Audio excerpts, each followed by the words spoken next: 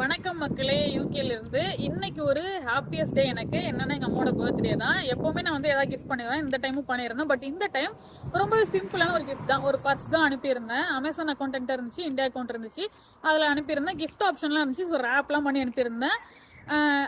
Simple கிஃப்டாக இருந்தாலும் அந்த கிஃப்டெல்லாம் அவங்க பிரிக்கும் போது ரொம்பவே எக்ஸைட்டாக இருந்துச்சுன்னு சொன்னாங்க. ஃபோன் பண்ணி நீ இப்படி தான் பண்ணுவேன்னு எனக்கு ஏதாவது தெரியும், ஏதாவது இப்படி தான் பண்ணுவேன்னு சொல்லிட்டு ரொம்ப சிரிச்சுட்டே சொன்னாங்க. ரொம்ப சர்ப்ரைஸ் ஆனாங்க, ரொம்ப ஸ்மைல் பண்ணிட்டு பேசினாங்க. அந்த டைமில் there are so much happiness I felt. So விஷயம் என்ன அப்படின்னா, இந்த உலகத்தில் நீங்கள் நேசிக்கிறவங்க எங்கே இருந்தாலும் சரி, அவங்கள தாண்டி நீங்கள் எங்கே இருந்தாலும் சரி, அவங்களுக்காக நீங்கள் நினைக்கக்கூடிய அந்த குட்டி குட்டி விஷயங்களை பண்ணுறது அப்படின்றது இப்போ இருக்கிற டெக்னாலஜியில் ரொம்பவே ஈஸி.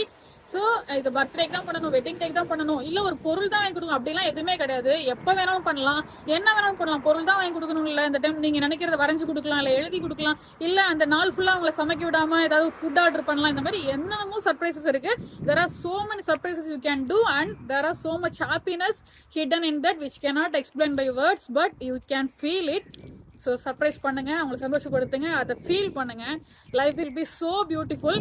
அண்ட் ஒன்ஸ் அகெயின் ஒரு வீட்டில் தெரியாமல் பறிச்சுட்டு வந்தது. Happy birthday my love, happy birthday அம்மா. இது ரவிவர்மாவின் ஓவியம், பாசம் என்னும் ஆலயம், உனை பாட வேண்டும் ஆயிரம்.